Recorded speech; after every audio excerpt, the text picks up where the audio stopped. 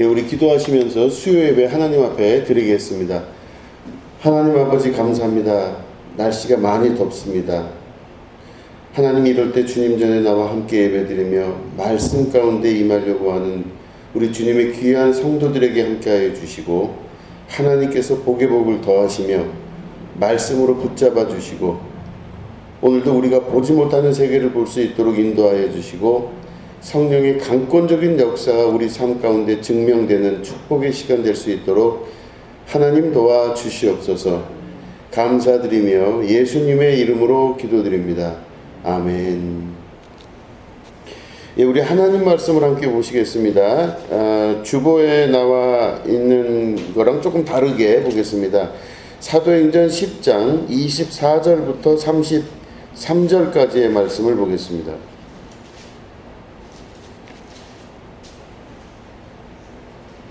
사도행전 10장 24절부터 33절까지의 말씀입니다. 예, 사도행전 10장 24절부터 33절을 교독하도록 하겠습니다. 이튿날 가이사랴에 들어가니 고넬료가 그의 친척과 가까운 친구들을 모아 기다리더니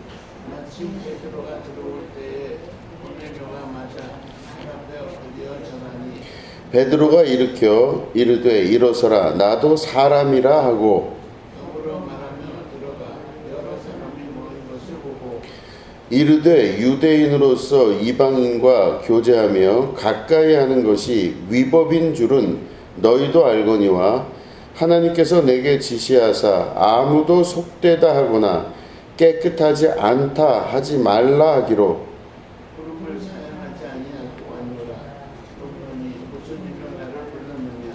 고넬료가 이르되 내가 나흘 전 이맘때까지 내 집에서 제 굿이 기도를 하는데 갑자기 한 사람이 빛난 옷을 입고 내 앞에 서서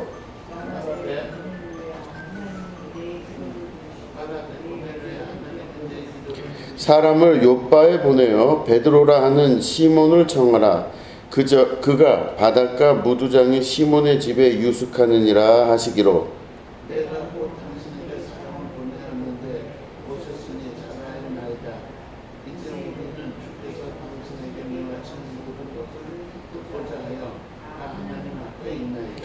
아멘. 예, 오늘은 욥바를 향하여 라는 제목 가지고 함께 말씀을 나누도록 하겠습니다. 본문에 있는 그 주보에 있는 말씀 그 구절보다 좀 다른 쪽으로 했는데, 왜 그러냐면 9장 우리 32절서부터 우리 10장 거의 마지막 절까지 사실은 거의 한 내용입니다. 그러니까 다른 여러 가지 내용이 있지만 한 가지로 우리가 결론을 내서 볼 수 있는데, 장소가 두 군데가 나온다고 하는 것.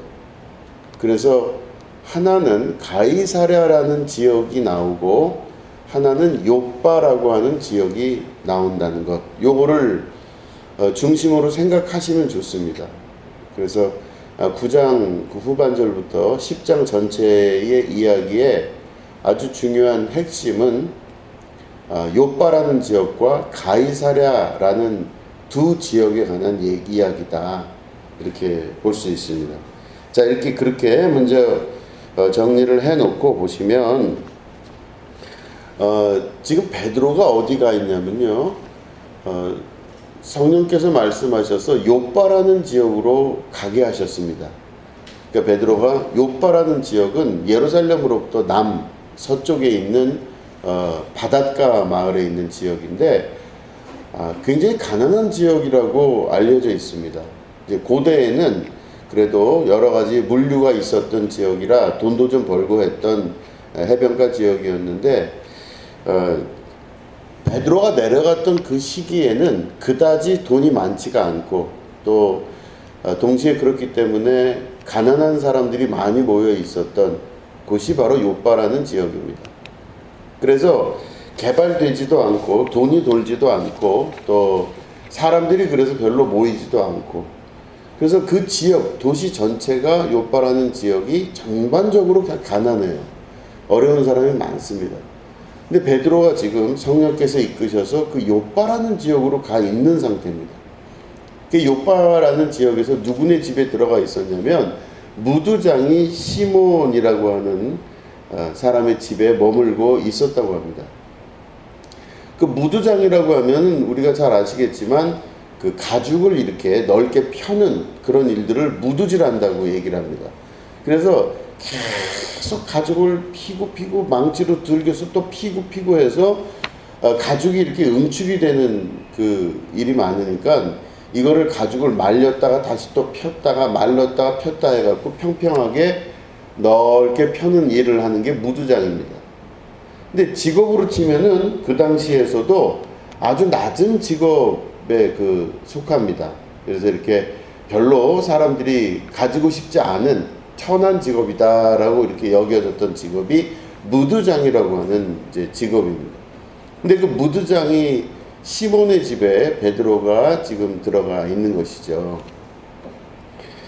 그래서 지금 보면은 욥바라는 지역이 가난하고 그 중에서 가장 직업으로 치면은 사람들이 그렇게 별로 좋아하지 않는 그 인기 없는 직업 중에 하나인 무두장이라고 하는 그 시몬이라는 사람의 집에 베드로가 머물고 있었다는 것이죠. 근데 그때 하늘로부터 하나님께서 이제 성령께서 그 베드로에게 이제 발 4개 달린 짐승 뭐 이런 것들을 쭉 내려 보내시면서 이걸 먹으라 이렇게 말씀을 하시는 환상을 보게 하십니다. 기도 중에 그 환상을 보는데 베드로가 그 동물들을 보니까 부정한 동물들인 거예요. 그 이스라엘의 그 전통적인 역사에서 봤을 때 거룩하지 못한 부정한 동물들인데 이걸 먹으라 하시니까 베드로가 이거 못 먹겠습니다 막 이런 식으로 이야기를 합니다.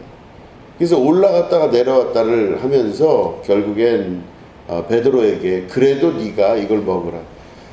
부정한 것과 정한 것을 정한 것은 바로 율법에 정했지만 그거를 정하는 건 누구다? 나다. 그래서 하나님께서 정함과 부정함에 관해서 그 책임지고 또 주인 되시는 분이시기 때문에 너는 내가 먹으라 하면 그걸 먹으라 이렇게 말씀하세요. 그러니까 베드로가 그 환상을 보면서 찝찝하죠. 왜냐하면 자기가 알고 있던 상식선에서는 부정한 음식은 먹지 말라고 알고 있는데 성령께서는 그거를 환상 중에 보여주시면서 먹으라 말씀하시니까 아주 부담스러운 거예요. 그런데 우리가 이 장면에서 잘 기억해야 될 건 우리가 어떤 것에 대해서 먹는다 혹은 먹지 말라 혹은 뭐 부정하다 정하다 이건 우리가 율법에 있으니까 그런 줄 알고 살잖아요. 당연히 그거는 먹지 말아야 되고 하지 말아야 되고 이렇게 알고 있습니다. 그런데 성령께서 말씀하실 때는 하나님이 그 율법보다 더 위에 계시잖아요. 그죠? 하나님이 율법보다 위에 계시고 하나님은 그 문화나 교리보다도 위에 계세요. 그렇기 때문에 하나님이 하라 하시면 하는 겁니다. 이거를 베드로에게 말씀을 하신 겁니다. 성령께서. 그러니까 베드로가 근데 왜 나한테 이런 그 환상을 보여주시고 왜 이런 일을 자꾸 하라 하시지? 이렇게 이제 의문을 가졌는데 얼마 후에 갑자기 사람들이 베드로를 찾아옵니다. 베드로를 찾아왔는데 보니까 그 사람들이 어디서 왔냐 물어봤더니 가이사랴라는 지역에서 왔다고 사람들이 이야기를 하는 거예요. 고넬료라고 하는 백부장이 보냈다고 합니다. 그 가이사랴에서 사람을 보낸 거예요.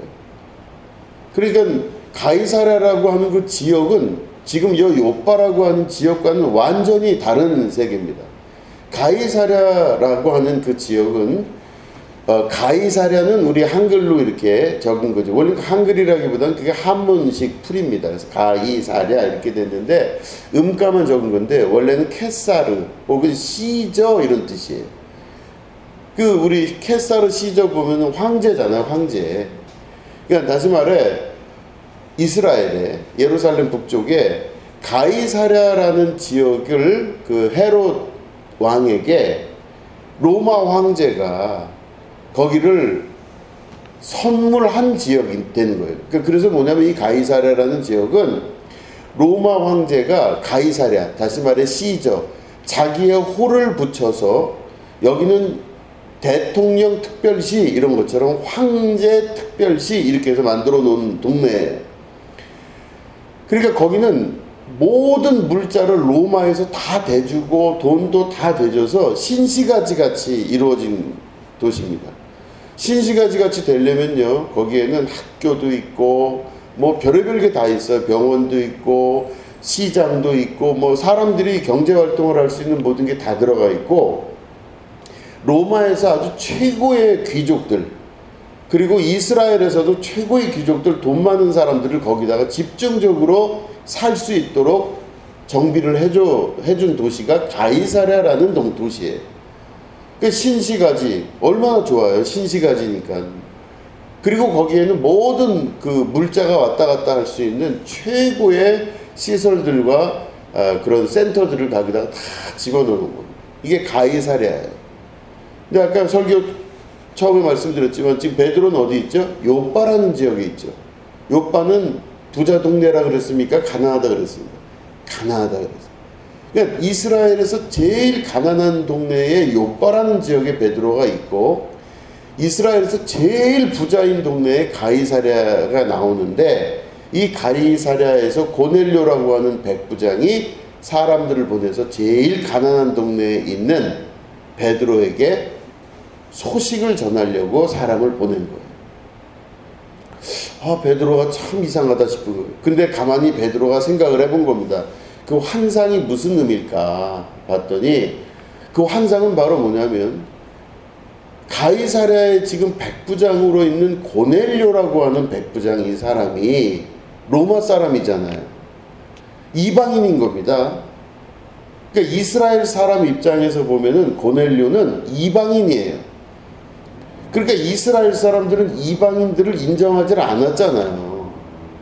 자기들만 구원받는다, 우리만 선민이다 이렇게 생각했던 사람들인데, 이방인이 사람을 보내서 자기를 초빙을 한 거예요.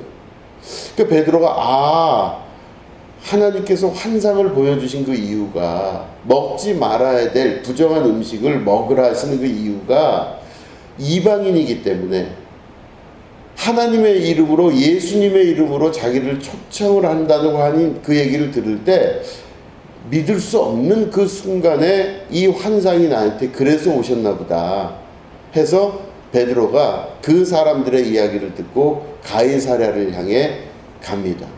그래서 가이사랴에 초대를 했던 그 고넬료를 만나러 가요. 자, 그럼 보세요. 가이사랴라는 이 지역을 조금 더 설명을 하면, 황제가 내려준 특별한 도시이기 때문에 돈도 많고 모든 게 다 있어요. 근데 이 헤롯이라고 하는 왕이 이 가이사랴에다가 로마 황제가 자기를 위해서 이 도시를 또 이렇게 하사를 해주니 감사하다는 뜻으로 어떻게 했냐면 로마 황제의 신전을 만들어줬어요. 헤롯 대왕이 로마 황제의 신전. 그러면 로마 황제의 신전이라고 하는 뜻은 로마 황제가 신이라고 하는 뜻이죠.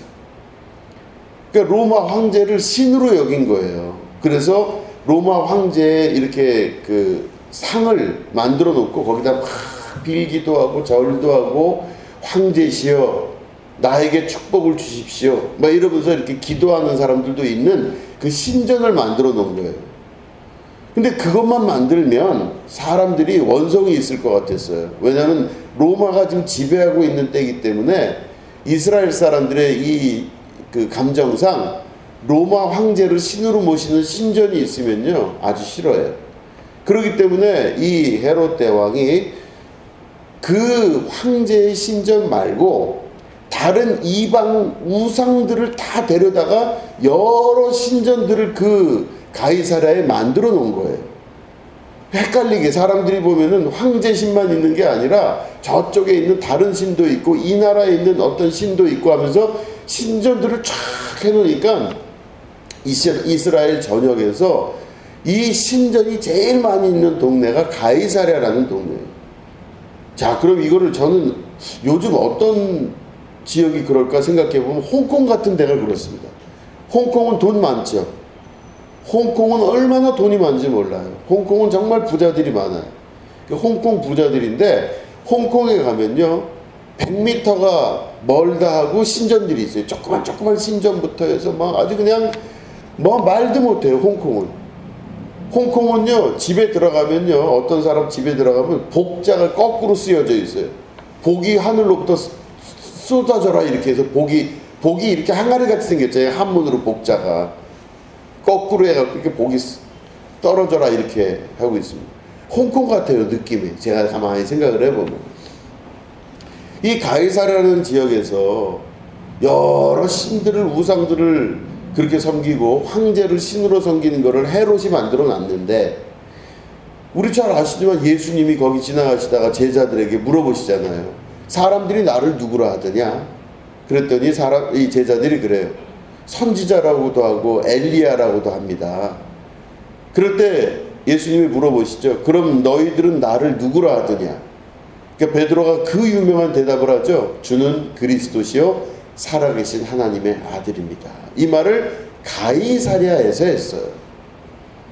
이 말이 중요한 게 왜 그러냐면 거기 가면 그 지역에는 우상숭배 귀신들이 많기 때문에 그 사람들의 그 기에 억눌려서 함부로 주님을 주님이라고 부르기도 어려운 지역이 바로 그곳이에요. 헷갈리는 거예요. 어떤 때는 이게 맞는 것 같고 어떤 때는 저게 맞는 것 같아요. 어떤 때는 황제가 맞는 것 같고 어떤 때는 다른 귀신이 맞는 것 같아요. 근데 그런 헷갈리는 가운데 예수님이 하나님의 아들이시고 그리스도, 우리를 위해서 우리를 구원하러 오신 그리스도이십니다. 이거를 확고하게 결정해서 선포할 수 있는 그게 바로 베드로의 선언이었습니다. 그 기초 위에 교회가 세워지게 돼요. 자, 그런데 이 가이사랴로 갔는데 가이사랴 이제 베드로가 그 보낸 사람들과 함께 갔는데 이 백부장 고넬료가 어떤 사람이냐면은 백부장이라고 하는 거는 소위 말해 뭐 소대장, 중대장, 대대장 이런 것처럼 군인 직책을 말합니다. 근데 이 백부장이 그 당시에 가이사랴에서 백부장을 한다. 그럼 이 사람은 어떤 사람이냐면 우리나라로 치면 육군사관학교 나온 사람이에요. 최고 엘리트 코스의 군인이죠. 그래서 귀족 가문에 태어나서 모든 그 사상 검증을 다 받고 그 다음에 육사에 학교를 들어가서 최고 고급 교육을 받은 다음에 그 다음에 그 중에서 제일 공부 잘하고 똑똑하고 귀족 중에서 최고인 사람들이 어디로 가냐? 가이사랴. 그러니까 정복지마다 있는 가이사랴라는 지역이 정복지마다 있거든요. 황제가 특별하게 세운 도시, 그로 유학을 보내는 겁니다. 그래서 이 귀족 같은 그 소위 군인들이, 젊은 군인들이 그 외지에 나가서, 외국에 나가서 자기들이 로마가 정복한 지역에 가서 거기서 이 소위 말하는 식민지를 어떻게 관리할 수 있을까를 공부하고 돌아와서 파견을 나중에 받는 거예요. 그러니까 이 고넬료가 보통 사람이 아니라는 뜻입니다. 아주 귀족 중에 최고의 귀족이고 완전히 엘리트고 그리고 로마에서 사상 검증을 다 받아서 절대로 이 사람은 황제를 배신하지 않을 것이다. 이거를 아예 그냥 결론 낸 사람이 바로 고넬료라는 사람이에요. 정통 로마 사람이에요. 근데 이 사람이 요바에 있는 베드로를 지금 초대했잖아요. 자, 이제 베드로가 그 초대를 받고 가이사랴로 들어가서 고넬료가 있는 그 집으로 들어갑니다. 그럴 때 우리가 읽은 본문 말씀이 바로 그 만나는 장면이에요. 보니까 25절부터 보면 마침 베드로가 들어올 때에 고넬료가 맞아 발 앞에 엎드려 절하니 26절 베드로가 일으켜 이르되 일어서라 나도 사람이라 하고 이렇게 돼. 베드로가 들어갔는데 고넬료가 탁 나와서 그 발 앞에 베드로의 발 앞에 엎드렸대요. 자, 이게 보세요. 로마에서 최고의 귀족이고 말씀드린 대로 뭐 길게 설명 안 하겠습니다. 앞에 설명을 많이 했기 때문에 아주 완전 최고고 완전히 엘리트 코스를 밟아가면서 이제는 그 승승장구 승진을 할 수 있는 이 고넬료라는 백부장, 이 사람이 베드로가 온다니까 갑자기 거기서부터 뛰어나와서 베드로 앞에 엎드렸어요. 그 절을 한 거죠. 그러니까 베드로가 그 고넬료를 급하게 일으키면서 뭐라 그러냐? 나도 사람이라 그래요. 그러니까 이 고넬료가 지금 베드로에게 신적인 권위를 인정을 하는 거예요. 아, 성령께서 베드로를 확 잡고 계시는구나. 이거를 고넬료가 인정한 거예요. 자, 이게 무슨 뜻이냐면 이 고넬료는 이방인으로서 자기가 하나님을 이 이스라엘에 와서 믿기 시작한 거예요. 누군가가 복음을 전한 건지 모르겠으나 예수님이 십자가에 달려 죽으셨다는 사건은 다 알고 있는 것입니다. 그리고 그 예수님이 죽으시고 부활하셨다는 것도 알아요. 그 이후에 성령의 역사가 나타나기 시작하고 예루살렘 곳곳에, 이스라엘 곳곳에 하나님의 거룩한 영이신 성령이 한 사람 한 사람을 붙들기 시작합니다. 그래서 먼저 우리가 했던 말씀 중에는 바울을 붙들으셨어요. 그래서 예수 믿으러 있는 사람들 잡아 죽이려고 하는 이 바울에게 예수께서 강력하게 나타나시면서 그를 붙들어서 역사를 일으키시고, 또 다른 곳에서도 예수님의 영이신 성령이 막 사람들을 붙들기 시작합니다. 그때 누가 성령의 붙들림을 받았냐? 고넬료가 받은 거예요. 고넬료가 그때 예수를 믿기 시작한 겁니다. 예수님을 믿고 이제는 자기 안에 성령께서 계시다는 걸 알고 성령의 음성을 듣기 시작하는 거예요. 그래서 이 고넬료가 어느 날 자기 집에 있는데 성령의 음성을 들으면서 너는 베드로를 너의 집으로 초대해라, 이렇게 이야기를 합니다. 그래서 그 음성을 듣고 베드로를 초대한 거예요. 근데 베드로를 초대했는데 베드로가 오다 보니까 어떤 일이 벌어져요? 막 그에게 신 앞에 절을 하듯이 고넬료가 절을 하는 것입니다. 근데 저는 이 장면을 보면서 참 여러 가지 것들을 많이 느꼈습니다. 이스라엘의 역사를 보면요, 하나님을 경외하는 그 역사가 있을 때 이스라엘이 축복받고 강대해지고 하나님께서 그들과 함께하면서 하나님의 역사를 이루세요. 어떤 때? 하나님을 경외할 때. 하나님의 말씀을 들을 줄 알고 그 듣고 마음속에 두고 행하고 또 하나님을 경외할 때 축복이 이루어지는 거예요. 얼마나 역사가 그런지 모릅니다. 근데 이스라엘이 계속 그렇게 살지를 않아요. 이스라엘 민족이 어떤 때 되면요, 하나님을 멀리해요.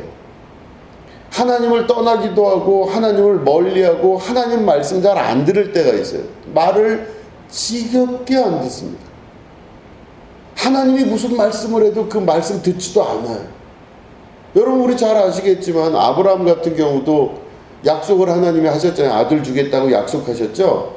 그래서 그 약속도 믿고 그래서 하나님 말씀 잘 순종하고서 쫓아가잖아요, 아브라함이. 근데 시간이 지나서 나이가 들어보니까 아들이 안 나오잖아요. 그래서 어떻게 해요? 이 사라의 이야기를 듣고 여차저차해서 하나님 뜻하고 상관이 없이 아들 낳죠? 이스마엘을 낳았잖아요. 근데 그 전까지만 해도 하나님 말씀 듣고 자기가 열심히 하나님 말씀 따라 쫓아갔던 아브라함인데 이제는 뭐 하나님 아들도 안 주는 것 같으니까 그냥 어떻게 해갖고 이스마엘을 낳아버렸어요. 그랬더니 하나님의 천사가 다시 나타나서 이야기합니다. 너에게 이제 내가 다시 아들을 주겠다. 그러니까 아브라함이 뭐라고 대답하죠? 이스마엘에게나 잘해주십시오.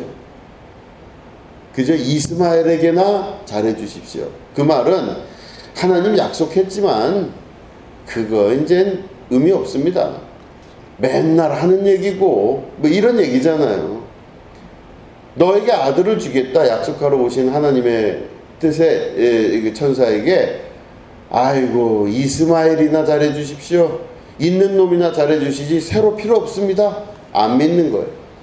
그러면 여기 아브라함의 믿음이 바뀌었죠. 지금 아브라함이 맨 처음엔 하나님 다 가라 하니까 가고, 오라 하니까 오고, 고향 친척 아비 집을 떠나라 하니까 거기서 순종하면서 그냥 그 길을 가잖아요.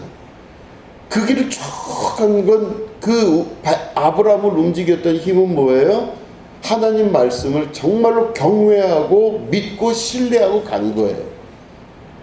하나님을 두려워하기도 했습니다. 그런데 이제 겪다 보니까 아닌 것 같아요. 이것도 아니고 저것도 아닌 것 같아요. 그러니까 내가 너한테 약속한 거 너 기억하지? 내 아들 주겠다. 아이고 그만 좀 하십시오. 하나님이시죠? 아이고 그만 두십시오. 그러면서 이스마엘에게나 잘해 주십시오. 이게 성경에 나와 있는 내용이에요. 이렇게 사람이, 아브라함도 변해요. 그 역사가 변해가는 걸 볼 수가 있습니다. 이스라엘 사람들도 하나님을 잘 따라하고 순종하고 구름 기둥과 불 기둥이 올라가고 내려가고 할 때 그거에 따라 진행했던 그 이스라엘의 역사가 순종이 있을 때는 근원적으로는 하나님을 경외하고 하나님 말씀 잘 듣고 그대로 살으려고 최선을 다할 때였어요. 그런데 이 이스라엘이 변해가죠. 변해가면요 하나님 말씀 안 들어요. 그리고 겉으로는 하지만 속으로는 하나님 경외하지 않아요. 겉으로는 다 하나님 믿는다고 하고 예수 잘 믿는다고 하고 막 떠버리고 그러고 살고 있지만 속으로는 예수님 믿은 적도 없고 하나님을 믿어본 적도 없는 사람이 되는 거예요. 그거를 예수님 뭐라 그러셨어요? 예수님이 오신 시대가 그런 시대인 거예요. 겉으로는 멋지게 옷 입고 길거리 삼거리에서 막 손들고 기도하고 하는데 예수님은 그 사람들 보고 뭐라고 말씀하시냐면 독사의 자식들아 그랬습니다. 그리고 이 회칠한 무덤들아, 이 소경 같은 놈들아, 너희들이 소경인데 소경이 길을 뭘 볼 줄 안다고 소경이 소경을 데리고 길을 가느냐, 이 말씀하시는 거예요. 그러니까 사람들이 변한 거예요. 기존에 있던 자기의 하나님을 향한 마음이 변하는 겁니다. 그럼 하나님을 경외하고 하나님을 두려워하는 게 아니라 하나님 알기를 가장 쉽고 편안하게 생각하기 시작하는 거예요. 이 변해가는 겁니다.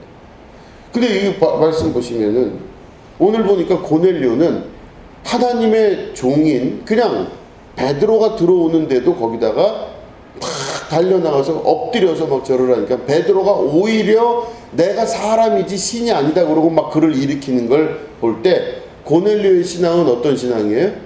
아주 순수하고 아주 하나님을 경외하며 말씀을 사모했던 그 사람이 바로 고넬료라고 하는 백부장의 모습이었던 것입니다.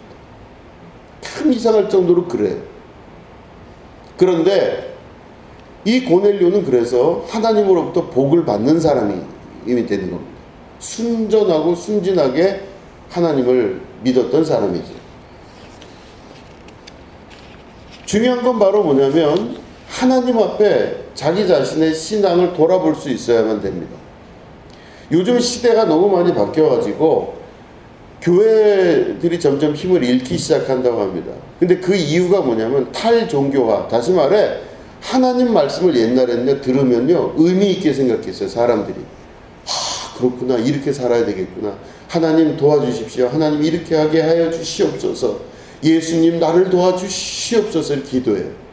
근데 지금은 그렇게 안 해요. 지금 그렇게 안 하고 다 그냥 하는 말이지, 그냥 그렇게 하는 말이지 뭐가 있겠어? 뭐 이렇게 하면서 다 나는 알아, 이런 시대가 지금 되고 있습니다. 그러니까 그렇기 때문에 하나님의 말씀이 살아 움직여서 실체가 되지를 않는 거예요. 하나님을 경외하고 하나님 말씀을 내 삶에 비중 있게 두질 않고 하나님의 말씀을 가장 편안하고 쉽게 생각하고 익히 들었기 때문에 그 말이 항상 똑같다고 생각하니까 그 사람 안에는 신앙생활이 되지가 않는 거예요. 겉으로는 신앙생활의 모습을 해요. 다 교회 다니면서 직책도 받고 나는 하나님 잘 믿는다 하고 막 떠벌기고 다니지만 실제로는 그 사람은 하나님 믿는 사람은 아니라는 겁니다. 하나님을 경외하는 부분이 없기 때문에 그래요. 자, 그럼 보시면은 우리가 한번 말씀을 찾아볼까요? 마가복음입니다. 마가복음 6장 한번 보겠습니다. 마가복음 6장 1절부터 6절에 있는 말씀입니다. 마가복음 6장 1절부터 6절의 말씀을 한번 교독하겠습니다. 예수께서 거기를 떠나사 고향으로 가시니 제자들도 따르니라.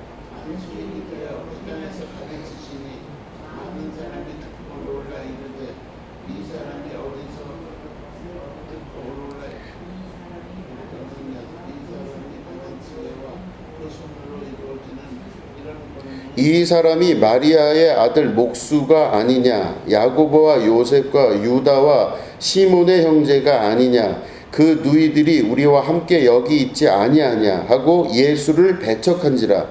예수께서 그들에게 이르시되 선지자가 자기 고향과 자기 친척과 자기 집 내에서는 종을 받지 못함이 없느니라 하시며, 거기서는 아무 권능도 행하실 수 없어 다만 소수의 병자에게 안수하여 고치실 뿐이었고, 그들이 믿지 않음을 이상히 여기셨더라.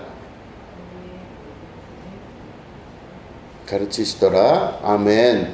자, 이 보시면은 예수님이 다른 곳에서는 권능을 행하실 수 있으셨었어요.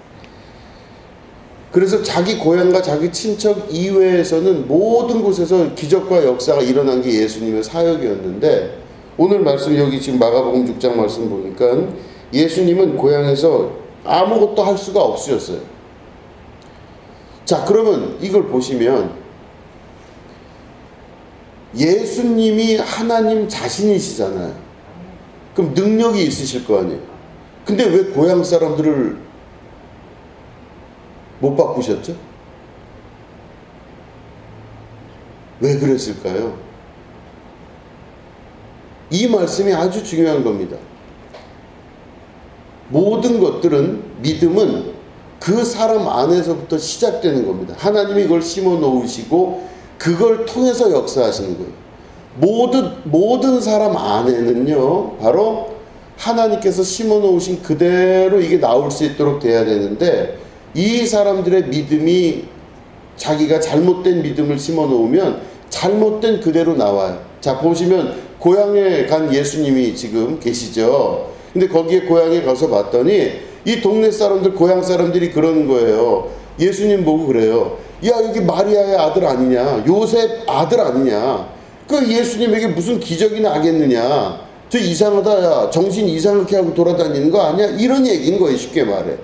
그러면 다시 말해, 이 고향 사람들의 믿음은 어떤 믿음이에요? 예수님을 그리스도라고 볼 수 있는 믿음이 아니에요. 예수님을 그냥 어려서부터 봤던 그 사람인 거예요.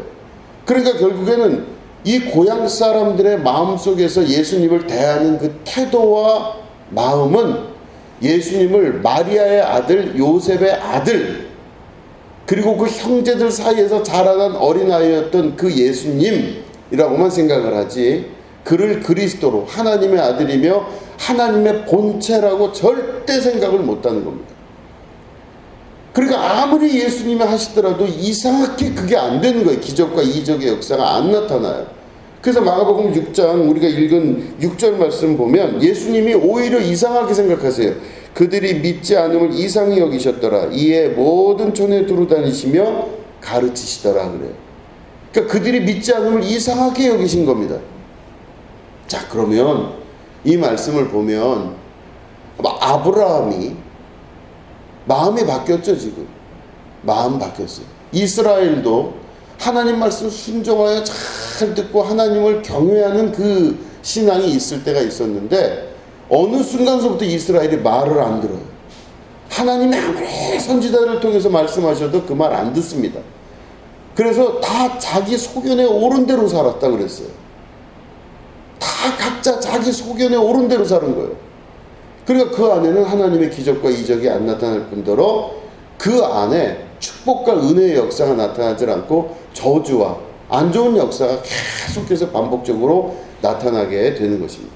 그러면 막 깨져서 움직이지 못할 정도로 힘들 때 다시 하나님을 찾고 하면서 그들이 신앙을 율법 안에서 다시 한번 만들어가고 다시 또 시작하고 이렇게 되는 거죠. 여러분, 이 고넬료의 신앙을 우리가 보면 고넬료는 지금 자기가 가이사랴의 백부장으로 와 있는 사람입니다. 그런데 이 사람은 자기가 누려야 될 수 있는 걸 아는 사람임에도 불구하고 그런 것들을 하나도 바라보지 않고 하나님의 종, 하나님의 역사만 바라보면서 그 베드로가 왔을 때 거기에 막 엎드려 절을 하면서 그를 높이는 걸 볼 때 이 고넬료는요, 주님밖에 안 보이는 사람이었던 거였어요. 하나님을 경외하는 그 마음을 갖고 있는 순수한 역사를 갖고 있었다고 하는 것입니다. 이 고넬료가 바로 하나님의 엄청난 축복을 받는 순수한 사람으로, 그 이유가 뭐라고요? 하나님을 경외하는 겁니다. 하나님을 경외할 줄 아는 사람입니다. 자, 우리가 그러면 이왕 성경을 찾았는데 한 번만 더 찾아도 괜찮겠습니까? 괜찮으시겠어요? 예, 갈라디아서 6장 보겠습니다. 갈라디아서 6장 6절부터 8절입니다. 자, 갈라디아서 6장 6절부터 8절을 우리 같이 읽겠습니다. 시작. 가르침을 받는 자는 말씀을 가르치는 자와 모든 좋은 것을 함께 하라. 스스로 속이지 말라. 하나님은 업신여김을 받지 아니하시나니 사람이 무엇으로 심든지 그대로 거두리라. 자기의 육체를 위하여 심는 자는 육체로부터 썩어질 것을 거두고 성령을 위하여 심는 자는 성령으로부터 영생을 거두리라. 아멘. 이렇게 세 절이 이어집니다. 하나, 가르침을 받는 자는 가르치는 자와 모든 좋은 것을 함께하라. 이거 무슨 뜻이냐면요, 가르침을 받는 자는 가르침을 전하는, 그러니까 뭐 목사와 뭐 좋은 관계를 해라 뭐 이런 뜻이라기보다는 가르치는 자에게서 나오는 그 말이 하나님의 말씀이시잖아요. 아니, 사람의 자기 경험 갖고 얘기할 거면요, 뭐 재밌는 얘기도 하고 뭐 웃긴 얘기, 뭐 재밌는 얘기 이런 거 하면서 세상 돌아가는 얘기하고 뭐 무슨 당이 어떻게 됐고 뭐가 어떻게 됐고 진보냐 보수냐 뭐 자기들끼리 갈라진 그런 얘기하고 앉아있고 그러면 그런 교회는 재밌겠죠. 근데 그런 교회에서 복음이 있겠습니까? 저는 없다고 생각해요. 오로지 그 입에서 나오는 말씀이 하나님의 말씀으로, 그 말씀에 진짜 중요한 것이 말씀일 때 그 말씀을 전하는 자와 좋은 것을 항상 같이 하라 말씀하는 거예요. 하나님의 말씀이 동의될 때 거기에 함께 할 수 있는 여러분이 되셔야 된다는 거예요. 근데 그게 거기서 그래서 설명이 부족했는지 갈라디아서는 그 밑에 그 설명을 합니다. 뭐라고 설명하냐면 스스로 속이지 말래요. 하나님은 업신여김을 받지 아니하신대요. 그러니까 하나님은 존중받으실 뿐이지 업신여김을 받지 아니하신답니다. 그러면서 뭐라고 말씀하시냐면 사람이 무엇으로 심든지 그대로 거두리라 그랬어요. 내가 예수님을 그리스도로 인정하면요, 예수님이 그리스도가 되시는 겁니다. 근데 내가 예수님을 요셉의 아들로 보면 요셉의 아들로 끝나버려요. 목수 아들이에요. 내가 하나님 말씀을요, 하나님의 말씀으로 여기면요, 하나님께서 말씀하시는 것을 들을 수 있는 귀가 열리고 마음이 열려요. 근데 저거 뭐 맨날 듣는 설교, 뭐 성경에 맨날 나와 있는 거, 맨날 똑같은 얘기하는 거 이러면 그 사람에게는 그 말씀이 작용할 수가 없어요. 절대로 안 됩니다. 그거는 예수님도 자기 고향에서 기적을 일으키지 못하신 가장 중요한 원인이에요. 내가 하나님 말씀을 말씀으로 받아들여서 아멘, 그 말씀은 나의 것입니다. 하나님 내 입을 크게 벌리라 하셨으니 제가 입을 벌릴 테니 말씀하여 주십시오. 내가 그 말씀을 먹겠습니다. 두루마리를 저에게 던져주십시오. 제가 다 먹고 그대로 행하겠나이다. 이럴 때 그 사람에게서 말씀이 실제가 되고 살아 움직이는 성령의 역사로 나타나는 겁니다. 그런데 맨날 그냥 나왔던 교회니까 나오고 들었던 말씀이니까 들었고 목사님이 맨날 그냥 성경만 얘기하니 재미가 없어요. 세상 돌아가는 얘기도 좀 해주세요. 세상 돌아가는 비유도 좀 말씀해 주세요. 웃긴 얘기도 좀 해줘야지 재미가 있겠습니까?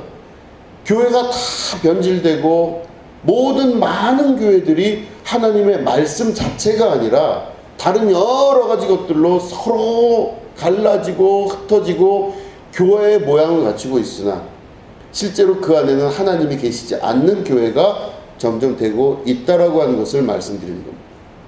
사람은 무엇이든지 자기가 심는 대로 그대로 거둔다라고 성경은 말씀하고 있어요. 내가 예수님을 그리스도로 보느냐, 내가 말씀을 말씀으로 읽고 있느냐가 중요한 겁니다. 내가 말씀을 말씀으로 읽지 않고 있으면 어떤 일이 벌어지냐면요, 내가 생각할 때 자기 생각이 옳은 거예요. 각자 자기 소견이 옳기 때문에 교회가 왜 이렇게 생겼어요? 아니 교회에서 이 십자가가 있어야 돼요? 없어야 돼요? 교회 뭐 이건 이렇게 해야 저건 저렇게, 각자 자기 소견에 옳은 대로 다 있다 보니까 교회의 기준이 사라지기 시작합니다. 다 자기가 필요한 거에 따라, 자기 생각에 따라, 자기 능력에 따라, 자기 결단에 따라 모든 걸 결단할 수 있는 사람들. 그러다 보니까 자기 마음대로 사는 거예요. 각자 자기 소견에 옳은 대로 사는 거예요. 아니면 말고. 그러면 거기에는 어떤 일이 벌어져요? 하나님의 말씀이 사라지기 시작합니다. 그들에게는 하나님이 없는 거예요. 쉽게 말해. 그 좋은 교회 많으니까 막 돌아다니고 인터넷 보고 여기 다니면 저기도 좋은 것 같고, 그런데 막 떠돌아다니면서 좋아하고, 그러니까 신앙의 깊이와 뿌리가 없이 그저 그냥 매번 말씀 없이 재미있고 좋은 걸로만 살다가 결국엔 그들은 그 마지막에 어떻게 될 건지 뻔하게 되는 거죠. 사람은 자기가 심는 것에 따라 거두게 됩니다. 고넬료는 지금 자기가 있는 위치와 상관없이 하나님의 말씀을 경외하는 자의 삶으로 그 태도와 모든 걸 갖추고 있었던 사람이에요. 그렇기 때문에 이 사람을 통해서 로마가 복음화되는 아주 중요한 역사를 이루고, 베드로와 만나게 되면서 그 이후에 사도행전의 역사가 외국으로 나가게 되는 아주 역사적인 일들을 이루게 되는 것입니다. 하나님의 말씀을 우리가 내가 어떻게 대할지를 잘 생각할 수 있으셔야 돼요.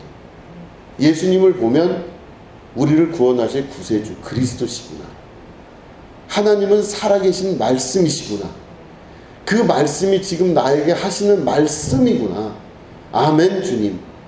이거를 순수하고 순전하게 받아들이고 하나님의 말씀을 전하는 자와 말씀을 받는 자 사이에, 말씀을 전하는 자는 하나님 말씀만 전하고 말씀을 받는 자도 하나님 말씀만 받고, 이럴 때 이 역사가 우리 안에서 나타나기 시작하면 어마어마한 하나님의 역사가 시작이 되기 시작하는 겁니다.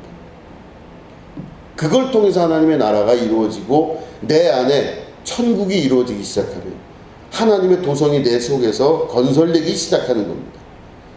자기 소견에 옳은 대로 살지 말고 주님 뜻대로 살기로 했네 결심하시면서, 내 안에 무엇을 심든지 그대로 거둔다 하셨으니 내 안에 하나님, 내 안에 그리스도를 그리스도로 볼 수 있는 능력 허락하여 주십시오.